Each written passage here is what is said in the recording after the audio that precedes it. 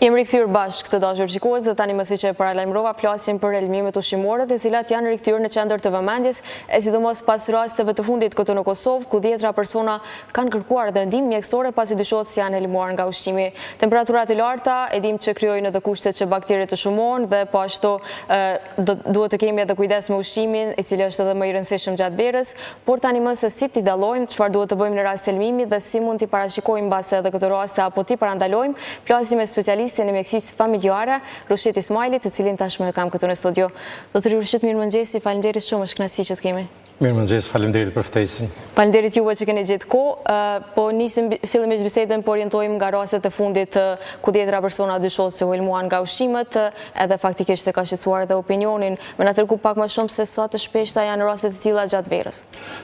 Ka ndodhur gjithmonë edhe viteve të kaluara, po jo vetëm gjatë verës, helmime ndodhen edhe gjatë stineve të tjera, ndodhen gjithandej në shtëpi, në restoran, në vendet të punës, mirë po më shumë ndodhin gjatë verës edhe ndoshta më shumë jashtë ambienteve të shtëpisë, edhe arsyet janë të shumta, diçka përmendit ti, shumohen bakteriet në temperaturat të larta, ndoshta ndonjëherë ofrim jo higienik i përgatitjes së ushqimit.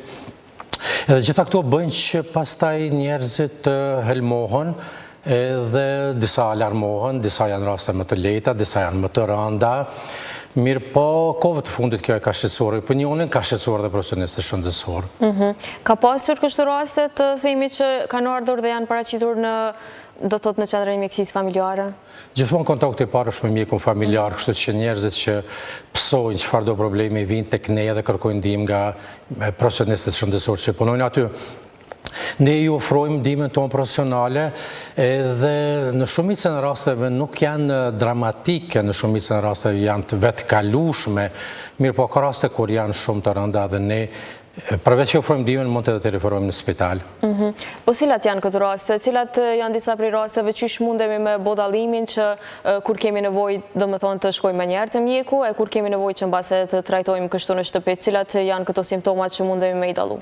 Në shumicën e rasteve njerëzit mund të bëjnë gjithçka vetë në shtëpi, të pinë sasitë e mjaftueshme të lëngjeve, edhe këto e kam fjalën për lëngjet të cilat nuk kanë sheqer, ndoshta këtu kemi ndonjë lëngë edhe me sheqer, por uji i pastër, uji jo i gazuar, uji i cili nuk përmban sheqer, çajrat, suprat janë mënyra më e mirë e rehidrimit, të cilit mund t'i përdorin njerëzit. Është një ora jo tretja e orësës, tretja e rehidrimit, pastaj janë këta probiotikët të cilët mund të përdoren edhe që pacientët mund të kalojnë fare lehtë këtë situatë vetë në shtëpi. Mirë po në qoftë se ata kanë shenja të temperaturës, kanë dhimbje barku, kanë vjellje, kanë mundim, atëherë do të kërkojnë ndihmë në qendrën e mjekësisë familjare dhe ku mjeku familjar, infermierët që punojnë aty i ofrojnë ndihmë përkatëse shëndetësore. Qysh mundën me dallu pacientët nëse është viroz apo realisht është një helmim nga ushqimi? Po, mënyra se si dallohen ndonjëherë është edhe vështirë për të parë sepse kemi të bëjmë me një infeksion viral, në shumicën e rasteve janë infeksione virale. Edhe pse këto mund të ndodhen edhe gjatë stinës së verës, megjithëse infeksionet virale më shumë ndoshta janë të stinës së pranverës ose të vjeshtës. Nëse kjo po ndodh në verë, atëherë gjasat që kemi të bëjmë me një helmim ushqimor është pak më e madhe se sa me një infeksion viral. Pastaj, infeksioni viral kanë disa anëtar të familjes, për shembull kanë kollitje, kanë shkurje të hundës, kanë vjellje, kanë barkëqitje. Helmimi është pak më ndryshe, ndodh në mënyrë pak si më dramatike. Nëse dikush ka konsumuar ushqim, edhe kjo pastaj më njëherë ka vjellje barkëqitje, me gjas arsyeja pse ky person vjen i ka këto simptome është për shkak të helmimit në ushqim, pasi që ta zëm një pjesë e kalburit, ndonjë fruti, ose ushqimet të cilat prishën pak më shpejt, siç janë mishi pulës, ose peshku, ose sallatat me majonez, ose frutat e kalbura, perimet e kalbura. Aty pastaj ndodh që bakteriet shumohen me një herë aty, edhe në qoftë se e konsumon atë ushqim, reaksioni është i aty për aty shumë, nuk pret për shembull si te viruset që të shkojnë 1-2 ditë derisa të shfaqen simptomat. Domethënë ky është dallimi bazik që ndodh. Doktor, qysh mundemi me ditë për shembull sa kohë pas konsumimit të ushqimit mundet me u shfaq simptomat e para dhe po ashtu më na tregu pak se simptomat tipike me shpjegu pak për shikues mbase edhe sa i përket kohës intervalit kohor që mundemi me vrejt dhe po ashtu sa i përket simptomave? Në qoftë se ndodhet të helmimi, ta zëmë një ushqim i cili është përgatitur në kushte jo shumë të mira, nuk është zjerë sa dohet, pastaj ose nuk është larë sa dohet, ta zëmë në ka ambiente ku nuk mund të përgatitet ushqim cilësor, ose nuk kanë edhe kushte për të përgatitur në mënyrë higjienike. Në qoftë se ai ushqim konsumohet, edhe në qoftë se për një kohë shumë të shkurtër paraqitet vjellja, temperatura, mundim, ma me gjasë është helmimi me ushqim se sa që është ndonjë infekcion me virus. Pasi që shfaqet aty, do më thonë personi din që ka ngrënë diçka e cila nuk ka qenë e duhura, ndonjëherë dhe mund ta hetojë në bazë të aromës, në bazë të shijes, dhe simptomet janë më dramatike se sa kur ndodh një vjellje barqitje e zakonshme për shkak të problemeve, për shkak të virus ose për shkak të problemeve të tjera. Kështu që shfaqja e menjëhershme simptomeve që ndërlidhet me konsumimin e një ushqimit të caktuar, na bën të dyshojmë që ne kemi intoksikacion me ushqim, që i themi, ose ulme me ushqim. Kush është pak më i rrezikuar nga këto komplikime? Po flasim sa i përket grup moshave, janë fëmijët, më pas janë gratë shtazana apo personat e moshuar? Në qoftë se flasim për moshat, ndoshta që të gjithë pak a shumë janë të atakuar. Ndoshta këto kategori që përmenet, vegjëlit, moshuarit dhe shtatzënat janë më të atakuar nga virozat, pasi që ato më shumë janë personat cilët qëndrojnë në shtëpi.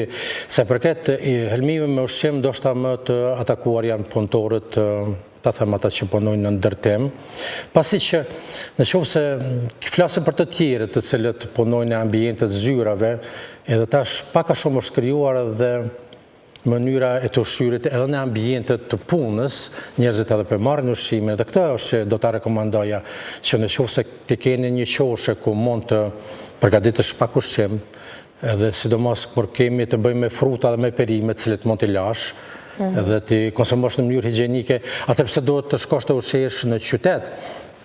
Mirë, po ata që punojnë në ndërtim duke kanë këtë komoditet që të kenë një kënd ku të përgatisin ushqimin, po ata mund të marrin ndoshta ushqimin nga shtëpia, po nëse duhet të hanë jashtë, ata më shumë pastaj helmohen, sepse ushqehen në vende ku servohet ushqimi shpejt. Nëse servohet një ushqim i shpejt, sigurisht kërkesat janë të mëdha, edhe ajo pikë ushqimore nuk ka dhe mundësi që pastaj një fluks aq të madh të njerëzve të ofrojë ushqime cilësore edhe ushqime higjienike. Kjo është, domethënë, ndoshta mund të them burim i helmimit me ushqimet që po ndodh kohëve të fundit. Kështu që ajo që do të thosha, sidomos për njerëz që kanë ambiente zyrash, është më së miri që të marrin ushqimin me vete. Edhe në shoh kolegë të mi të cilët marrin qese me fruta, me perime, janë të mjaftueshëm për të kaluar ditën. Edhe ata që punojnë pastaj në ambientet e jashtme, edhe ata mund ta marrin ushqimin nga shtëpia. Po nëse duhet të ushqehen, duhet të kenë pak kujdes vendet që i zgjedhin. Unë tash do të flasë në mënyrë specifike se ku ndodh më shumë helmimi, sepse thashë mund të ndodh në ambiente shtëpie, mund të ndodh në restoran, mund të ndodh në pika ushqimore ku servohet një ushqim shumë i shpejt, ndoshta më shpesh. Mirë po, nëse ne ndjekim këto praktika që të mos na vi turp të marrim ushqimin nga shtëpia, edhe për njerëzit të cilët nuk e kanë këtë komoditet, edhe të ushqehen jashtë, sigurisht që e zvogëlojnë fluksin e personave që duhet të ushqehen në ambientet jashtme, kështu që atyre që shërbejnë ushqimin i krijojnë komoditet që të kenë më shumë kohë të përgatisin ushqimin cilësor dhe të përgatitur në mënyrë më higjienike. Padyshim që po e në këtë formë, po besoj që edhe janë më të sigurt sa i përket konsumimit. Doktor, ta zëm se një person është helmuar nga ushqimi edhe kisha dosh me ditë pak edhe procedurën se çysh shkon do të thotë në momentin që paraqitet edhe në qendrën e mjekësisë familjare, cilat janë disa prillëzime, cilat janë trajtimet që ai personi merr. Tani, ka të ne shumë njerëz që le të ankohen për vjellje dhe për barkëqitje, ndonjëherë nuk jemi në gjendje ta specifikojmë se është ndonjë helmim me ushqim ose është thjesht një viroz, ose thjesht disa persona dhe kanë probleme me tretjen, kanë probleme me luktazë. Ajo që unë do t'ju këshilloja që është në shumicën e rasteve, ata mund të vetmjekohen, duke përdorur sasi të mjaftueshme të lëngjeve, kam fjalën për ujin e pastër. ose të hanë edhe ushqime me bazë të perimeve, ushqime të shëndetshme. Në qoftë se vinë në qendrat e mjekësisë familjare, ne i bëjmë edhe vlerësime se çka po ndodh me ta. Në shumicën e rasteve nuk ka nevojë për ndonjë trajtim të veçantë. Prap këshillat janë pak a shumë të njëjta, që të marrin sasi të mjaftueshme të lëngjeve, që të ushqejnë shëndetshëm, të marrin probiotik, qoftë ata të cilët janë sintetik, domethënë që ofrojnë në farmacit, barnatorët, qoftë edhe ka dhe probiotik natyror, siç është kosi ose jogurti. Unë e di që pacientët tanë kanë tendencë që të kërkojnë infuzione, edhe është një fenomen që po ndodh në qendrat e mjekësisë familjare, që pak është një rezistencë nga mjekët që të përshkruajnë infuzione. Edhe këtë është për shkak të edukimit të vazhdueshëm që kemi bërë me kolegët që punojnë në qendrat e mjekësisë familjare, edhe edukim që pastaj e kemi transmetuar tek pacientët, që jo çdo vjellje dhe barkëqitje do të përfundojë me marrjen e infuzionit. Pasi që ne e vlerësojmë se ai person nëse ka ndonjë shenjë dehidrimit ose ka një dehidrim shumë të lehtë. Nëse një person i cili ka pësuar vjellje edhe ne e lidhim me ndonjë helmim në ushqim, ka temperaturë, ka dhimbje barku, ka pak çrregullim me vedije, atëherë ne shikojmë që ai është dehidruar dhe ne i ofrojmë ndihmën përkatëse, qoftë edhe dhënien e një infuzioni, që do të jetë fenomen shumë i rrallë dhe që kohëve të fundit po bëhet edhe më rrallë, edhe japim edhe ato barnat të cilët pastaj e ndërprejnë vjelljen. Gjë që do të thosha, sidomos në qoftë se i përmendi fëmijët e vegjël, ose edhe qoftë edhe shtatzënat, ose sidomos fëmijët e vegjël, ndërprerja e vjelljes edhe barkëqitjes nuk është gjë e mirë që do të bëhet. Tek ne më njëherë prindi kërkon që t'i ndalet barkëqitja, sidomos të ndalet vjellja, sepse disi alarmohen. Mirë po, edhe vjellja, edhe barkëqitja, edhe temperatura e lartë janë mekanizma mbrojtës. Trupi e di që diçka nuk është e duhur dhe e largon përmes vjelljes ose barkëqitjes, përmes temperaturës, alarmon sistemin tonë mbrojtës, antitrupat, edhe gjithë ato përbërës të tjerë që tek te kanë disa emra të vështirë, citokine të tjera, të cilat i shkatërrojnë bakteriet, i shkatërrojnë viruset. Në rast në qoftë se flas për bakteriet salmonella, të cilat janë më shumë të lidhura me helmimet me ushqim. Kështu që është një efekt pozitiv i temperaturës, vjelljes edhe barkëqitjes. Jo çdo vjellje, barkëqitje ose temperaturë duhet të sulmohet, duhet të ulet aty për aty. Doktor, a mundën këto helmime me lënë base dhe pasoja më afatgjata, apo çish shkon kjo çështje? Shumë rrallë, shumica janë të kalueshme, neve na kujtohet që gjithmonë kemi pasur vjellje, barkëqitje, helmime, gjë që nuk janë të mira, ne jemi punëtor shëndetësor, ne merrem me çështjet e edukimit shëndetësor të popullatës, nuk kemi inspektorat shëndetësor, mirë po në këtë rast ne do të bashkëpunojmë edhe me ta që ta detektojnë nëse një fenomen po ndodh shpesh në një pikë ushqimore, të shikojnë dhe të shohin se çka po ndodh në to. Rrallë janë kur helmimet mund të shkaktojnë lëndim të pacientit, po mund të ndodhë kjo, sidomos në qoftë se ato shoqërohen me barkëqitje me gjak, edhe flas për bakterie shumë agresive si Escherichia coli, llojet e veçanta të cilët shoqërohen me gjakderdhje ose Shigella që shoqërohen me gjakderdhje. Ato po mund të lënë pasoja tek individi. Mirë po shumica e helmimeve, vjellje, barkëqitje janë të vetkalueshme, kështu që edhe në qoftë se ndonjëherë nuk bëjmë asnjë gjë, thjesht të pijmë ujë, kalojnë vetvetio. Mirë po, në qoftë se vinë tek ne, i ofrojmë pak një ndihmë specifike.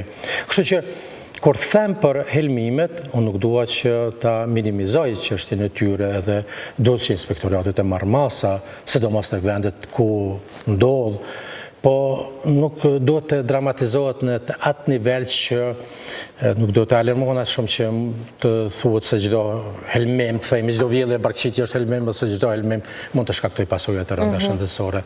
Shumica janë të vetkalueshme. Shumë mirë, atëherë doktor, i përmendet disa prej ushqimeve faktikisht që duhet me evitua dhe duhet me i shmang, po kisha dashur me të pyet pak edhe në lidhje me ato ushqime që duhet me i shmang plotësisht gjatë verës edhe të cilat kanë tendenca pak më shumë me na shkaktu helmime.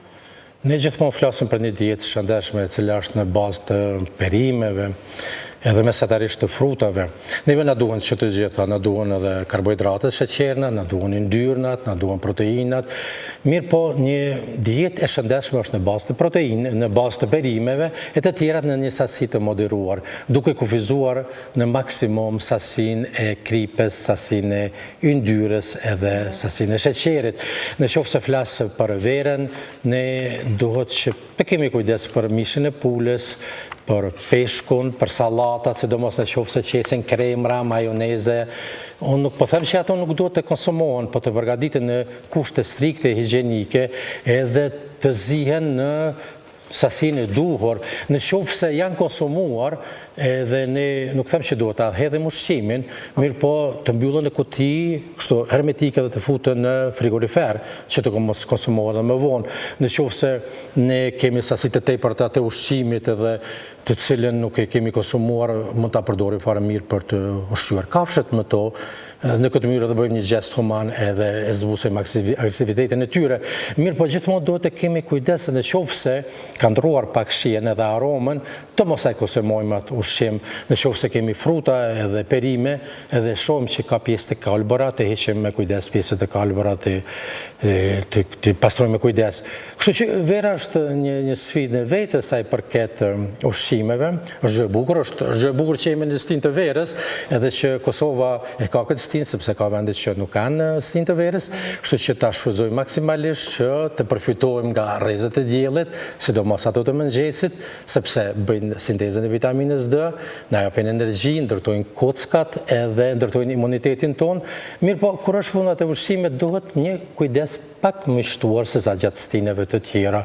Ta zëm gjatë dimrit edhe nëse harron ushqimin dikun, ndodh që vetë temperaturat e ulta e bëjnë ato të konservuar. Doktor, këshilla shumë të mira në fakt edhe shumë relevante, sidomos kur flasim sa i përket edhe rasteve të fundit, edhe unë personalisht mësova shumë, po besoj që edhe shikuesit kanë marrë këto këshilla dhe kanë mësuar shumë sa i përket helmimeve gjatë stinës së verës dhe po ashtu edhe sa i përket ushqimeve që duhet të konsumuar dhe ushqimeve që mbase duhet evituar, pak më shumë duhet shmangur. Ne kemi ardhur kështu bashkë dhe në fund të bisedës dhe kisha dashur me të pyetje nëse ke ndonjë mesazh për të gjithë ata që po na ndjekin sa i përket helmimeve apo edhe sa i përket çështjeve të tjera të cilat deri më tani diskutuar. Në qoftë se flasim edhe për diçka tjetër, sepse njerëzit po shkojnë në pushime vjetore, shkojnë në vende të ndryshme, shkojnë në për plazhe, edhe ato njerëzit duke marrë ushqimin e vetë, ka edhe që marrin që prapë është në gjë në rregull, po do të kem një kujdes të shtuar edhe ata që edhe mos digjen e diell, edhe që të kenë kujdes në konsumimin e ushqimeve në këto ambiente. Është gjë e bukur të shkosh në plazhe ose në çfarë do vendi tjetër rekreativ, mirë po ta shfrytëzojnë këto në mënyrën më të mirë të mundshme. E di që njerëzit tek ne kanë qef që mendojnë që përshfrytëzojnë maksimalisht duke qëndruar tërë ditën në plazh, ndoshta kjo nuk do të qëndronte, më mirë të dalin në mëngjes, të ecin buzë plazhit, të shijojnë rrezet e diellit, të dalin pastaj pas dreke.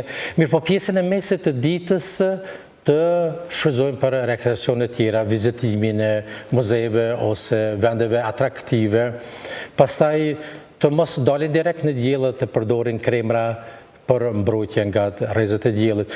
Për ndryshe, si mesazh përfundimtar, unë do të thosha për shikuesit e KTV-s që të kënaqen me stinën e verës, duke shfrytëzuar pjesën e mëngjesit edhe të pasdrekës, të mos dalin pa nevojë, sidomos të moshuarit edhe shtatzëna, edhe fëmijët e vegjël në pikun e ditës, ata të cilët detyrohen të dalin, të kenë kujdes në veshjen, të kenë kujdes në përdorimin e kremrave, edhe kremrave hidratuese, edhe kremrave me faktor mbrojtës, kurse të konsumojnë ushqim të zgjedhur, edhe të lajnë frutat, perimet, të pinë sasi të mjaftueshme të ujit, kjo ndihmon në hidrimin e tyre, në qëndrimin e tyre të shëndetshëm edhe në kalimin sa më mirë të kësaj stine. Doktor, të falenderoj shumë që në mesin e gjithë atyre angazhimeve, ke gjetë kohë sot për marrë këtë me ne dhe me nda këto këshilla, faktikisht si që thash edhe më herët shumë të rëndësishme dhe shumë dhe thotë relevante sa i përket të gjithë shikuesve. Faleminderit shumë për kontributin e sa i përket mediave. Faleminderit juve dhe ju dëshiroj një ditë të mbarë. Faleminderit shumë.